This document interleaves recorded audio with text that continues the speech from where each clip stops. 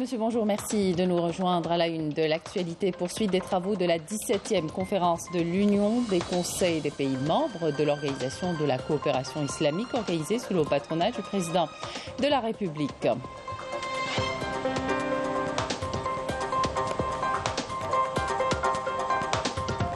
On parlera d'utilisation des énergies renouvelables pour alimenter les foyers en électricité, notamment dans les régions isolées. Plusieurs projets dans ce sens ont été lancés. Exemple, la centrale thermique d'El Barka à In Salah, une centrale qui permettra de booster l'activité industrielle et agricole dans la région.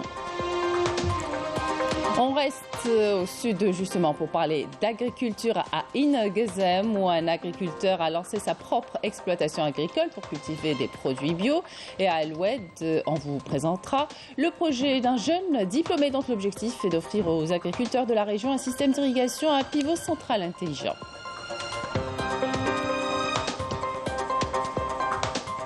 CHAN 2020 de l'Algérie sera opposé demain au Niger au stade Miloud Hedfi d'Oran à 17h. Les joueurs de Majid Bouguera ont quitté Alger ce matin pour se rendre à Oran. En prévision de cette rencontre, le transport des supporters sera assuré depuis 15 zones de la ville vers le stade.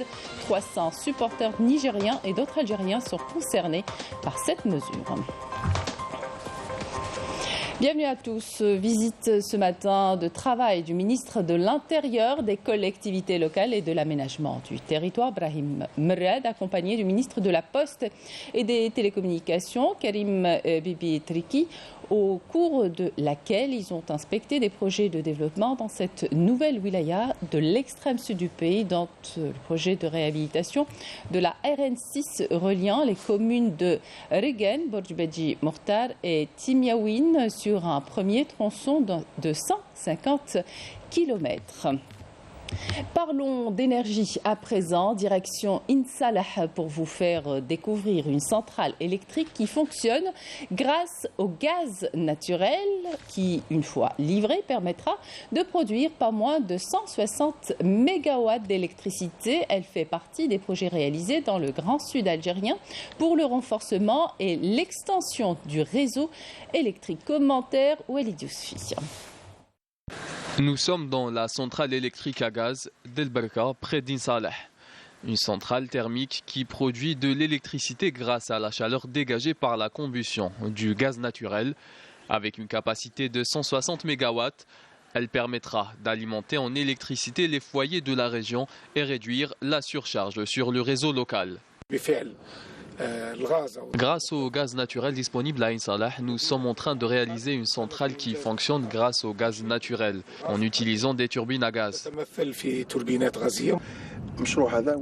Cette centrale d'une capacité de 60 kV fait partie du projet du siècle dédié à cette région qui consiste à relier In Salah à Darar et Timimoun au réseau national à travers des lignes à haute tension de 400 kV. L'utilisation des énergies renouvelables pour alimenter les foyers en électricité fait aussi partie des priorités de la tutelle. Plusieurs projets dans ce sens sont lancés dans le Grand Sud pour diversifier l'alimentation en électricité dans ces régions isolées. Parmi les principaux projets à In Salah, le projet d'extension du réseau électrique et la centrale électrique d'une capacité de 160 MW sont cruciaux. Ces projets permettront d'augmenter la capacité du réseau électrique jusqu'à 60 kV, ce qui permettra d'alimenter l'activité industrielle et agricole dans la région. Il y a aussi un autre projet très important qui consiste à connecter le réseau électrique d'In Salah à Darar et Timimoun au réseau national. D'autres wilayas sont aussi concernés par ce projet comme Ragdaya et Mnea, et ce grâce aux lignes à haute tension. Un acquis pour toutes ces wilayas qui, à terme, permettra de faire face aux coupures intempestives de l'électricité dans les communes isolées du Grand Sud. L'agriculture, un secteur porteur de richesses que l'Algérie veut développer, notamment dans les wilayas du sud nouvellement créés. L'exemple à In Gezem, où un agriculteur a lancé sa propre exploitation agricole pour cultiver des produits bio, notamment des céréales. Amel Boarba. Abdelaziz, un agriculteur de Ingzem qui a su faire de son exploitation agricole un modèle de réussite. Il y a quelques mois seulement, ce périmètre agricole était un véritable désert qu'il a su transformer en terre fertile grâce à sa volonté et sa passion, mais aussi au soutien des pouvoirs publics. Je suis venu ici en octobre. Toutes ces terres étaient désertiques. Nous les avons mises en valeur pour les adapter à la culture de céréales. Je suis très motivé pour travailler et développer toutes sortes d'espèces. Je veux aussi me lancer dans une production de fourrage. Pour Abdelaziz, il s'agit d'un véritable parcours du combattant, mais les difficultés n'ont pas eu raison de sa détermination. Après le raccordement à l'électricité agricole et l'aménagement de fourrages pour l'irrigation, il s'est lancé dans la culture de céréales bio, une expérience concluante qu'il veut développer davantage.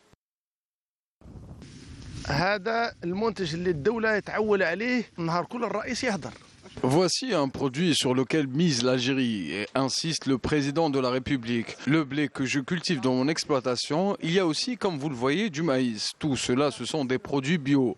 Je n'ai pas besoin d'engrais chimiques, juste de l'eau et le résultat est très bon. Toutefois, je souffre de certaines contraintes comme le manque de mazout pour faire fonctionner mon tracteur. Des soucis que cet agriculteur a soulevés aux autorités concernées.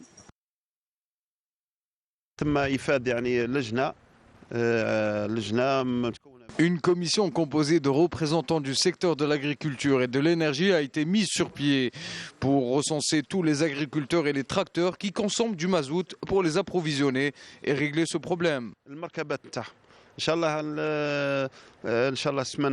Investir dans l'agriculture, un choix qui n'est certainement pas de tout repos, mais pour cet agriculteur de Ingzem, le jeu en vaut la chandelle.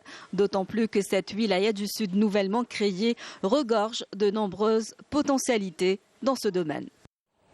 Ce qui nous amène à parler de ce système d'irrigation sur pivot, une méthode pratiquée, de plus en plus adoptée par les agriculteurs d'Al-Oued. Les résultats sont là, gain de temps et meilleure productivité. L'exemple avec un jeune diplômé de l'Institut de formation professionnelle d'Al-Oued qui s'est lancé dans la fabrication de pivots d'irrigation. Son objectif, offrir aux agriculteurs de la région un système d'irrigation à pivot central intelligent.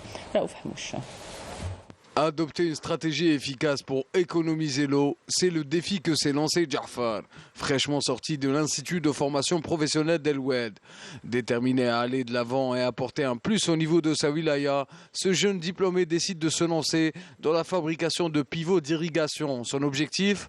Offrir aux agriculteurs de la région un système d'irrigation à pivot central intelligent.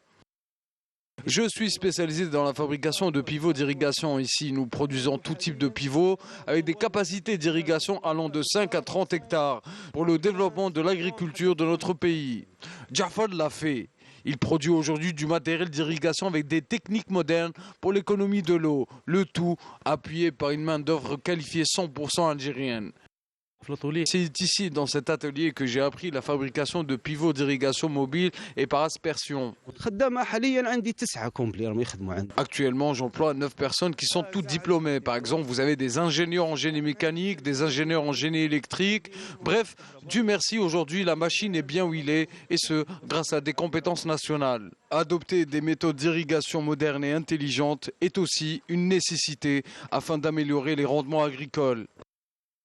Sous le patronage du président de la République, Abdelmajid Tebboune, ont débuté hier les travaux de la 17e conférence de l'Union des conseils des pays membres de l'Organisation de la coopération islamique au Centre international des conférences, Abdeltif Rahel, au deuxième et dernier jour de la conférence. Les participants ont entamé leur réunion par l'élection des membres de l'instance du bureau de l'Assemblée générale et l'adoption de la feuille de route du jour et le rapport du secrétaire général de la rencontre. Le sujet de l'extrémisme religieux et le soutien au dialogue entre civilisations était également au cœur des interventions des présidents des parlements des pays membres de l'UCPI, sans oublier la lutte contre les dangers de la xénophobie et de l'islamophobie. Des participants qui ont également salué les propositions du président de la République dans son message lu à l'ouverture de cette conférence. Cette 17e conférence de l'Union des conseils des pays membres de l'Organisation de la coopération islamique vise à dégager des résolutions et des recommandations au service de la nation islamique et à faire de l'organisation un fervent défenseur des peuples musulmans dans les forats internationaux. Le point avec Amalie Siridir. Intervenant dans une conjoncture mondiale exceptionnelle, la 17e conférence de l'Union parlementaire des États membres de l'OCI constitue une véritable tribune à travers laquelle l'Algérie appelle le monde musulman à conjuguer les efforts afin d'asseoir la paix et la stabilité et d'être à la hauteur des défis et menaces auxquels est confronté le monde musulman. Nous sommes là aujourd'hui pour assister en Algérie à la 17e conférence de l'UPCI et nous sommes convaincus de la réussite de cette session. Grâce à l'Algérie, nous allons aboutir à la concrétisation des résultats escomptés. Je tiens à remercier l'Algérie pour l'importance qu'elle accorde afin d'assurer la paix et la stabilité dans le monde musulman. D'autant plus que cette conférence a mis l'accent sur les causes justes. La question palestinienne reste la priorité. Les participants ont également abordé la question de recrudescence de la haine contre l'islam et les musulmans, confirmée par les constantes violations contre l'un des symboles sacrés des musulmans, le Saint-Coran. Je suis ravi de participer aux travaux de cette conférence organisée en Algérie, un pays qui a une histoire glorieuse et qui a toujours soutenu les peuples africains. Avant de conclure mon discours, je dois évoquer la question centrale qui préoccupe le monde arabo-musulman, à savoir la question palestinienne. Et au nom du Parlement arabe, je réaffirme notre refus aux pratiques hostiles des sionistes contre le peuple palestinien. La 17e conférence de l'UPCI s'inscrit dans le cadre du renforcement du rôle de l'Algérie dans les forats internationaux. Elle vise à dégager des résolutions et des recommandations au service de la nation islamique. Youth Focus Groups, événement organisé par le Conseil supérieur de la jeunesse dans tout le territoire national, mais aussi à l'étranger, au consulat de Bobigny en France. Des ateliers ont regroupé des jeunes de tous les horizons pour échanger et discuter de leurs liens et les moyens de les impliquer dans la construction du pays, selon notre correspondante Afef Blouchette. C'est dans une ambiance très studieuse qu'ont démarré hier les premiers ateliers Youth Focus Groups au siège du consulat algérien à Bobigny, parallèlement aux rencontres de la jeunesse de proximité sous le slogan de défis et aspirations organisés sur tout le territoire national par le Conseil supérieur de la jeunesse. Cette réunion qui s'inscrit dans le cadre de la politique de l'État, la politique initiée par M. le Président de la République, Abdelmajid Tebboune, je souhaite tout le succès et la réussite pour cette réunion. L'objet des focus groups, c'est de discuter avec les jeunes, d'échanger avec eux, mais surtout d'avoir leur opinion sur des questions centrales pour le Conseil supérieur de la jeunesse et accessoirement pour les jeunes. C'est un conseil qui est naissant, donc l'objet c'est de pouvoir déjà nous rencontrer, de déjà pouvoir trouver et échanger autour de l'information, de la communication. Un appel à implication aux participants à la deuxième journée des travaux par Moustapha Hidawi, président du Conseil supérieur de la jeunesse. Une seconde rencontre tenue au sein de la Grande Mosquée de Paris avec le même format et autant d'implications. Des participants en profils divers avec un point commun, des parcours socio-professionnels affirmés, donnant de fait naissance à une forme de think tank institutionnel, un laboratoire riche en idées. C'est surtout en fait essayer de renouer entre notre pays d'origine et la diaspora algérienne. Que le consulat soit un vrai acteur, parce qu'en fait on est trop éloigné du consulat. Par exemple, moi le mien c'est celui de Pontoise, et on est trop éloigné, on ne sait pas réellement ce qui se passe au niveau de la politique en Algérie. J'ai proposé de créer une relation entre la fin des études et l'emploi. C'est-à-dire faire en sorte que lorsque les jeunes terminent leurs études, ils aient un accès plus rapide au monde professionnel. Qui a aujourd'hui tout un écosystème et un très grand nombre de personnes qui veulent porter des projets pour le futur de l'Algérie. Et il faut qu'on soit capable, nous, d'apporter notre petite pierre à l'édifice, aussi petite soit-elle. La tenue de ces ateliers en France vise à renforcer les liens de la diaspora avec la patrie et l'associer en tant que force d'influence et de proposition, conformément aux engagements du président de la République, Abdelmajid Tebboune. À l'étranger, un jeune Palestinien âgé de 26 ans est tombé en martyr ce lundi sous les balles des forces de l'occupation sioniste à El Khalil. Hier, un autre jeune Palestinien de 18 ans est tombé en martyr sous les balles d'un colon extrémiste à l'est de Qalqilia, dans le nord de la Cisjordanie occupée. L'assassinat du jeune homme porte à 35 le nombre total des martyrs palestiniens tombés depuis le début de cette année, parmi eux 4 jeunes enfants. Législative en Tunisie, le taux de participation au second tour des élections législatives s'élève à 11,3%. Selon le président de l'instance supérieure indépendante pour les élections, il s'agit là d'un résultat préliminaire. La marge d'erreur demeure faible.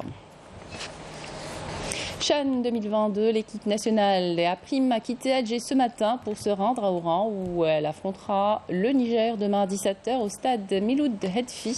Majid Bougra nous parle de l'adversaire du match qui sera un derby du Sud difficile à écouter.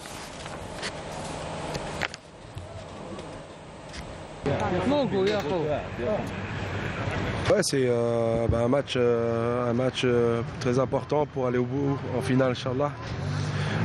On connaît très bien cette équipe du Niger. On a joué plusieurs fois en amical.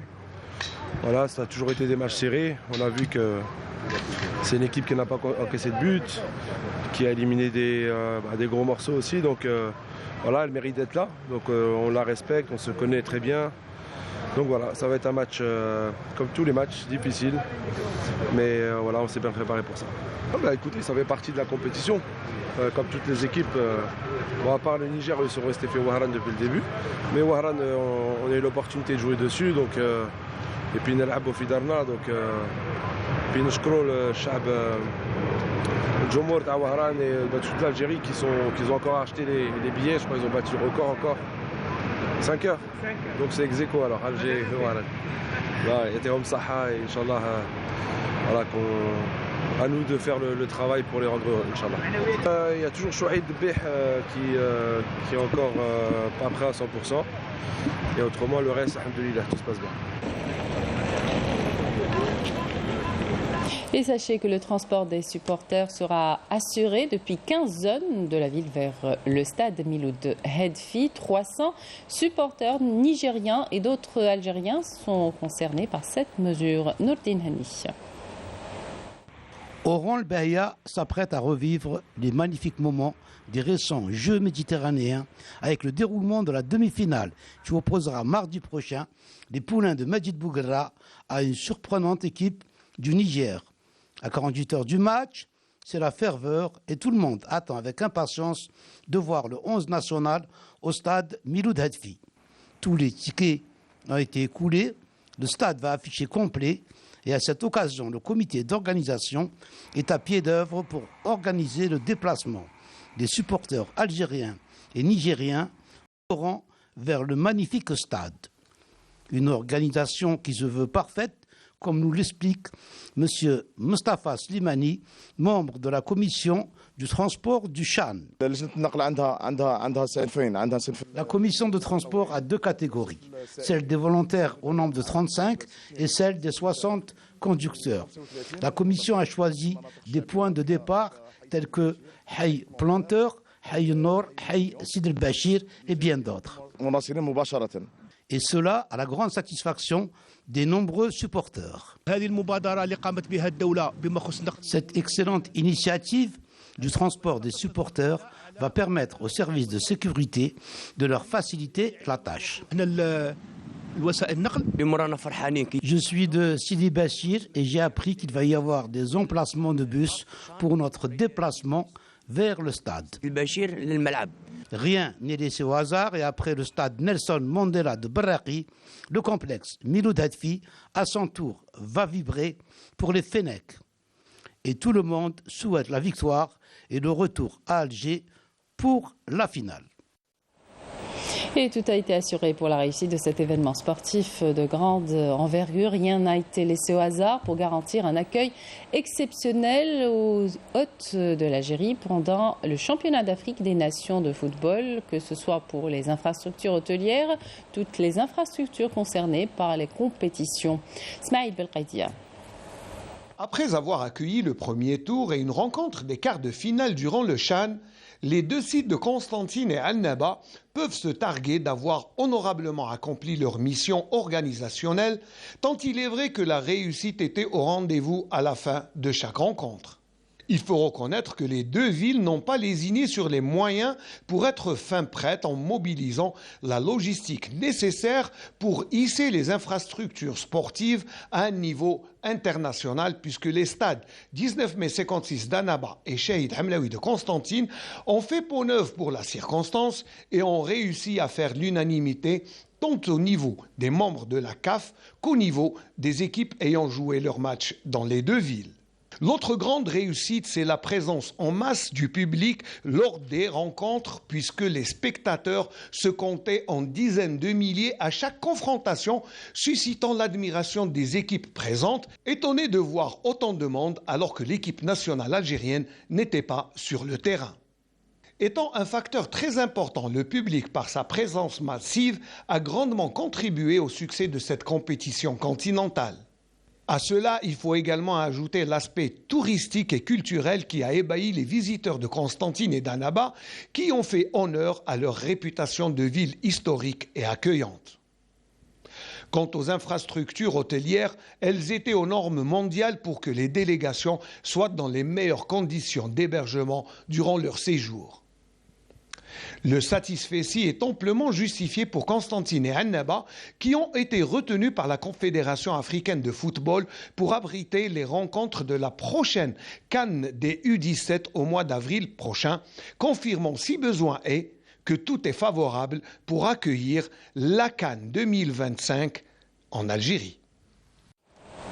Dernière halte de ce midi, Djanet. La ville accueille ses premiers touristes bénéficiant des mesures de facilitation pour cette saison, notamment l'octroi de visas pour les voyageurs via les lignes directes vers le sud. Nakhla Larbi.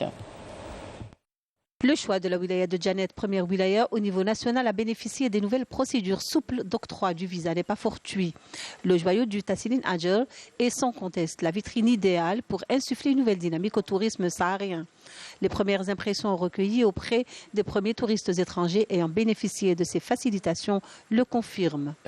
Parce qu'il y a beaucoup de gens en France qui faire des formalités, ils en font déjà au quotidien, ça les ennuie beaucoup. Le fait d'avoir un visa à l'arrivée, c'est beaucoup plus simple et ça attire les gens à venir dans le pays, quoi. Je suis très heureuse, ça faisait très longtemps que j'avais envie de venir à Djanet et dès qu'on a vu que c'était rouvert, j'ai dit bon ben ça va, on y va. Le voyage s'est très bien passé, très rapide avec un vol direct depuis Paris et une obtention pour les visas très simple, tout a été très rapide. Vraiment c'est un plaisir de venir. C'est vraiment super beau, il faut venir.